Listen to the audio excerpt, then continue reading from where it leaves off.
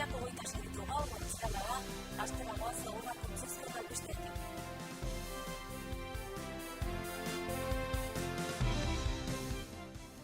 Espainiako Estatistika Institutuak argitaratutako biztanleria aktiboaren inkestaren arabera langabeziak bera egin du. Nafarroan, langabezia 10% azpitik dago. Nafarroako alduguren egoera ez dago bere momentu hoberenean. Laura Perezen hildokoak direnek alderdiko bozeramailea aldatzea erabaki dute. Beraz, Mikel Builen ordez Carlos Couso izanen da bozeramaile. Altsasuko auziko gurasoek manifestaziorako deitu dute apirilaren 14rako. Apirilaren 16an hasiko da 2016ko urriko liskarren harira auzipetutako gazteen aurkako epaiketa. Euskarak balio du. Euskarabidearen kanpaina berria hizkuntzaren irudia eta balioa indartzeko. Iruñako udalak gazte iruindarrentzat antolatutako jarduerek 110.000 parte-hartzailetik gora izan zituzten 2017 urtean. Punto de vista jaialdian 21 lan izango dira leian eta 14 herrialdetako dokumentalak erakutsiko dituzte sail ofizialean. Martxoaren 8ean hasiko da Nafarroako zinema dokumentalaren nazioarteko jaialdiaren 12. aldia.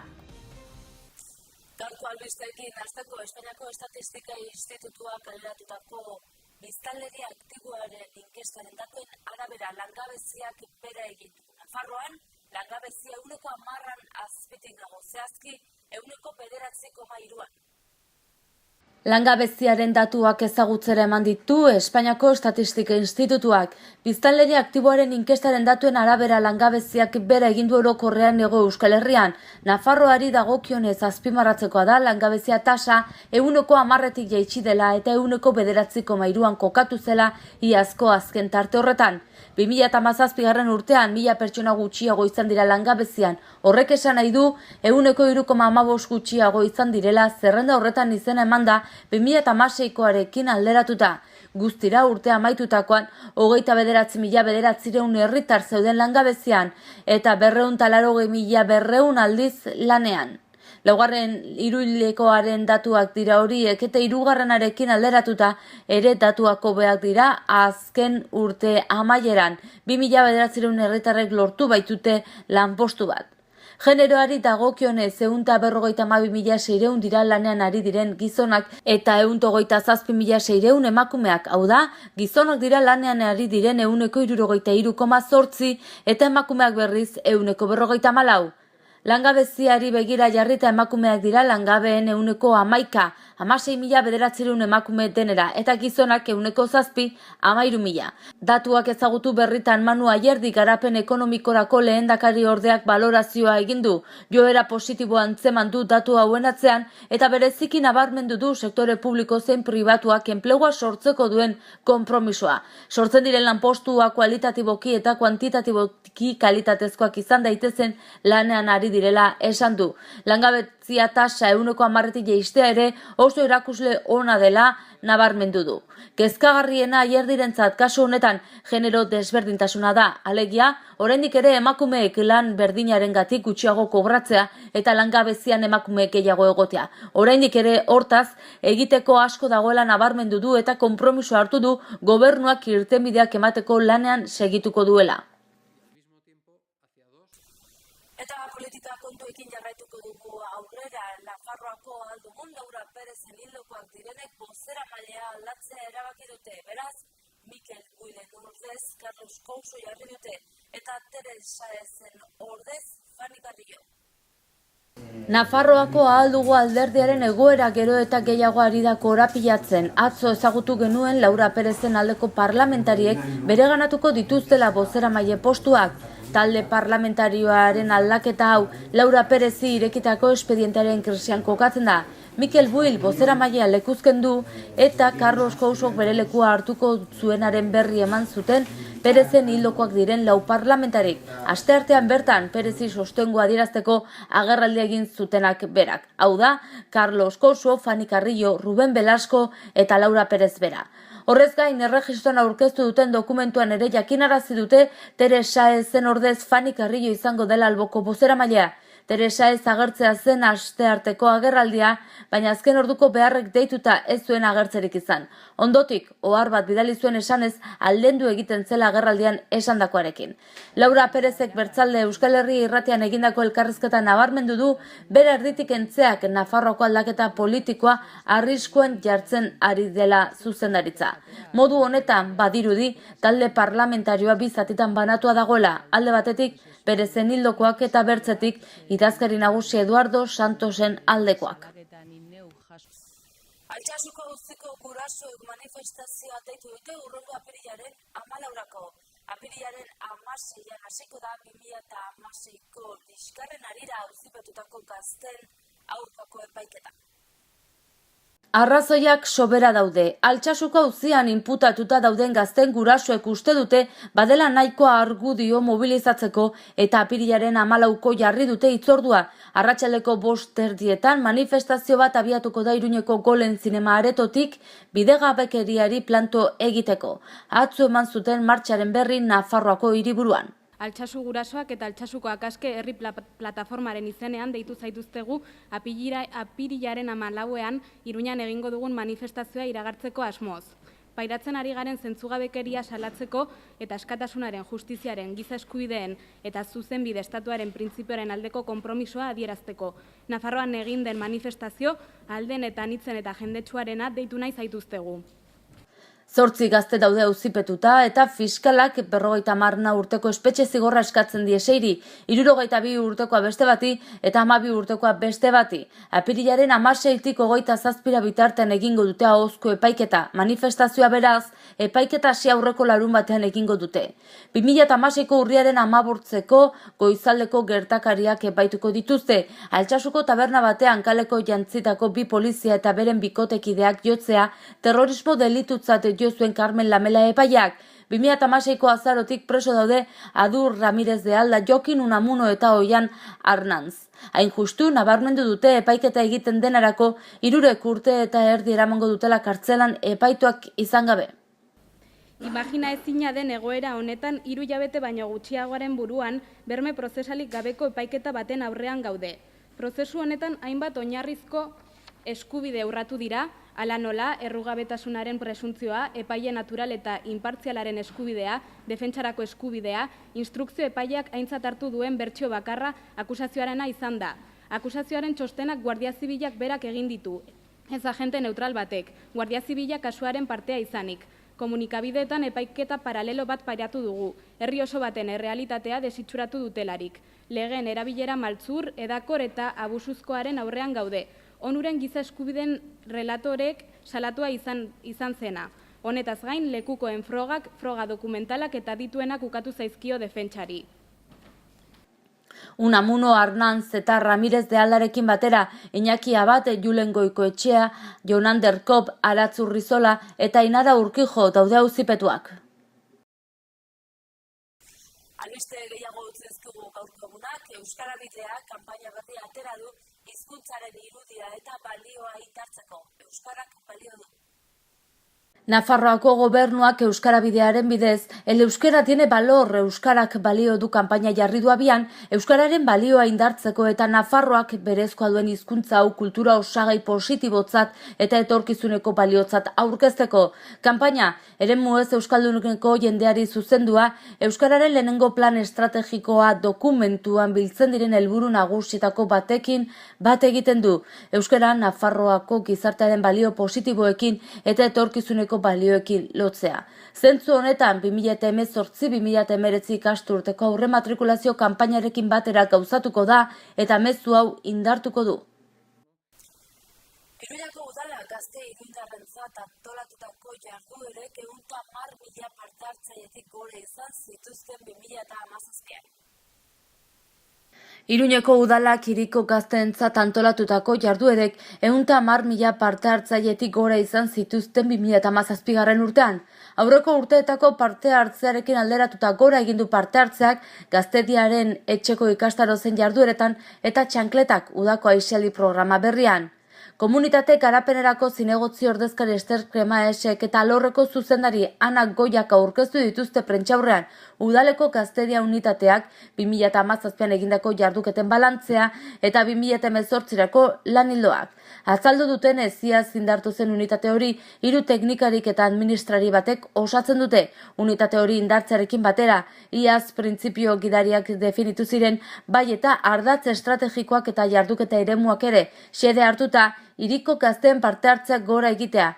Halaber, gazteen errealitatearekin bat datozen hildoak abiatu ziren eta bultzada eman zitzaion gaztediaren etxeko zerbitzuari, gazteendako erreferentziazko zerbitzu den aldetik. Izan ere, parte hartzaileen kopuruan gorakada nabarmenarekin itxi du gaztediaren etxeak 2017 urtea. Kopurua, 81.457tik 88.155 igaro da, hots 6.688 gazte gehiago bertaratu dira. Datu horien arabera, hilean 8.168 gazte hartu dituzte bataz beste. Datu orokorrean aztertuta, gorakada horren arrazoiak dira taldei areto gehiago utzi zaizkiela. Parte hartzaile gehiago egon direla isialdi larun batetan, eta batez ere, udalak eta beste entitate batzuek gaztediaren etxean antolatzen dituzten jarduera kopuruak gora egin duela. Balantzearen kopuru horiei gehitu behar zaizki, udako txankletak programan eskenetako 1.753 lekuak aukera ematen dutenak egunero kirol, aisia eta kultura jardueratan parte hartzeko. Udalak Sanfermietan Foruen plazan irekitako gazte eremu berrira bertaratutako 13.400 parte hartzaileak urte osoan zehar irabazi asmorik gabeko entitateek udalaren laguntzarekin antolatutako jarduerak eta gazte ekintzaileek enpresak eratzeko diru laguntza deialdia zeinak 2017an 27.556 euro banatu baitzituen hiriko gazteen 21 proiekturen artean. Bai, hori da, guk aurkeztu nahi genuen nolabait egindako aktibitate guztiak badukatela marko bat, ez? Horregatik hiru eje markatu ditugu. Bat garapen pertsonalan eta horretan sartzen genuen osasunari dagokion aferak, kontsumoaren prebentzioan garatzeko ditugun programak eta holako programak. Hau da, garapen pertsonala uste dugu lanildo importantea dela horretan aritzeko. Bestea da, emantzipazioa eta horretan sartzen genuen gazteen lana edo gazteen formakuntza lan bat izateko eta noski aktibazioa. Hau da, aktibazioa ere garrantzitsua da, jakitea zer dugun gustoko eta zer ez gero gure bizi garapena edo emantzipazioa eman ahal izateko. Eta ondoren jartzen genuen enpoderazioa eta parte hartzea. Hau da, gazteen parte hartzea nahi baldin badugu askotan nolabait baliabideak eman behar dira parte hartze hori emateko eta horretan kokatzen genuen 3. lanildoa.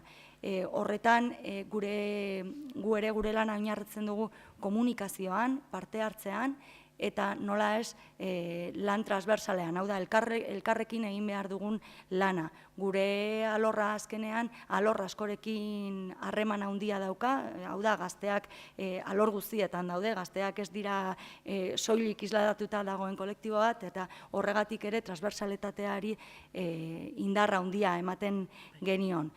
2017an egindako aktibitateak oso positiboki baloratzen dugu, parte hartzea, gure planteatutako aktibitateetan parte hartzea handitu da, esan dezakegu 110.000 gutxi gora bera parte hartzaile izan ditugula bai gaztediaren etxean, baina baita txankletestan edo prebentzioan egindako programa ezberdinetan eta 2018rako gure planteamendua da lanildo horiek jarraitzea, 2017an hasiera eman zaio, baina bai mantentzea eta indartzea. Askotan hasiera da gehien kostatzen dena, baina gero mantentzen eta horiek beraiek indartzen nolabait parte hartzea eta programa horiek eta aktibitate horiek indar gehiago eta evoluzio positiboagoa izan dezakete. Eta hori da 2018rako planteatzen dena. Mantendu eta refortzatu. Eta ondoren irekita gaude nolabait aurrekontuak aurreko gunean aprobatu zituzten eta mantentzen dira gazte unitateari dagokionari, baina afera da ere beste nolabait finantziatzeko edo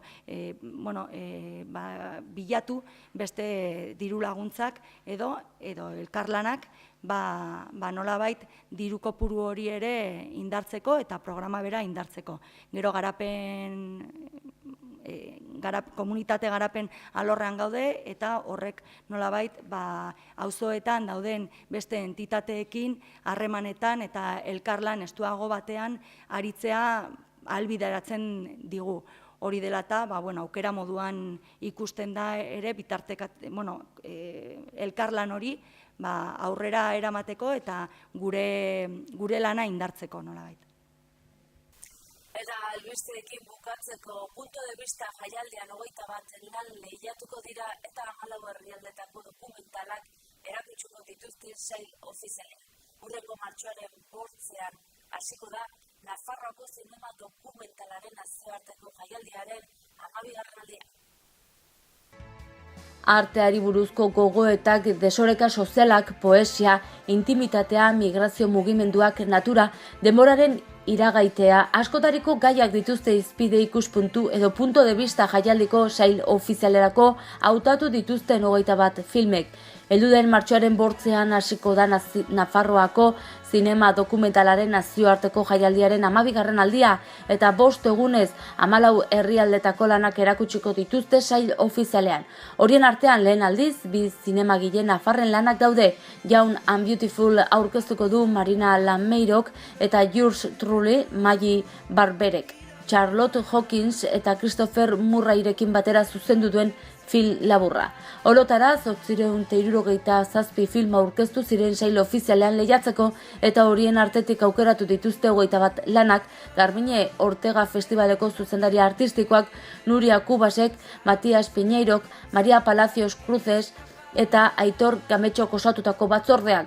8 film luze eta 13 labur erakutsiko dituzte eta horietako bakoitza bere kalitate estetikoagatik eta dokumental esperimentalean arloan egiten duen ekarpenagatik hautatu dutela adierazi du jaialdiak oharbidez.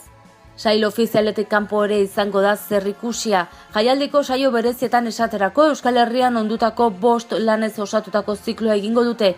Arantza Sante Esteban eta Irati Gorostiren Euritan, Koldo Almandozen Plagan, Jaione Kanbordaren Rapa das Bestias, Jesus Maria Palaciosen eta Iñigo Jimenezen Urartean eta Ines Garziaren Winter Race Variación bildu dituzte ziklo horren barruan.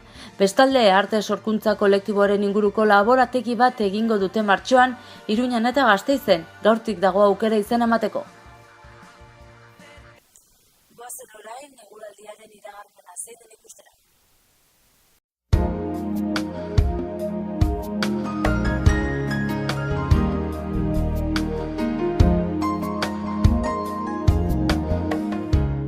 Gaur fronte hoz batek lurraldea zeharkatuko du, lehen orduetan euritara joko du mendebaldean eta ondoren gainerako tokitara edatuko da.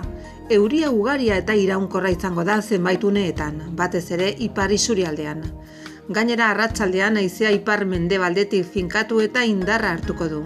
Horrek temperaturan eragina izango du eta freskatzera egingo du. Elur mailak ere behera egin eta gauean 700-800 metro inguruan egongo da. Arratsalde gau partean txingorra egin lezake.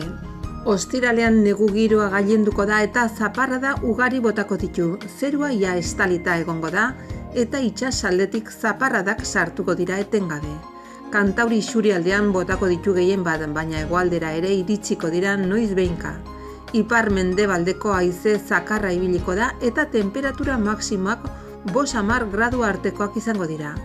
Elurkota 600-700 metro inguruan egongo da. Urtarrilak 26 gaur, goazen egunak utzezkigun albisten errepasoa egitera titularrekin.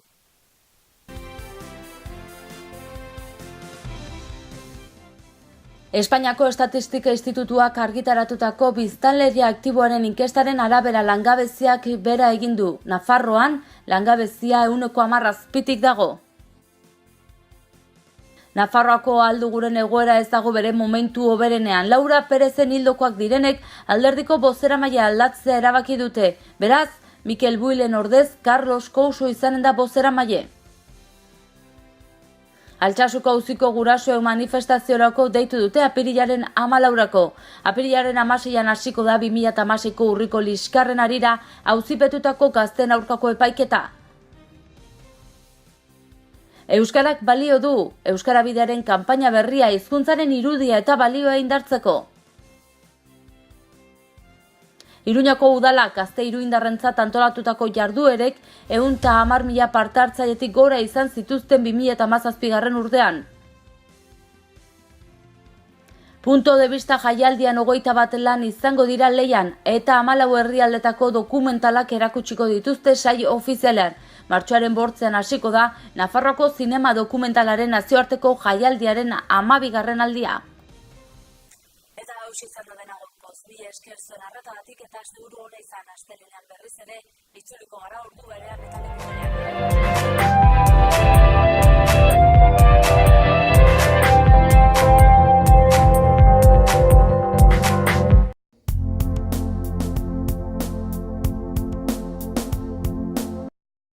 Errenta aitorpena. Hasi da aurrez aurre errenta aitorpena egiteko epea. Ekainaren 23 bitartean arretarako guneetan aurkez dezakezu ala aurrez hitzordua eskatuta Nafarroako Ogasuneko bulegoetan. Orain gainera, zeure ekarpenak zehazki nora joanen diren ikus dezakezu aurrekontua.nafarroa.eus gunean sartuta. Ekarpenez eraikitako etorkizuna.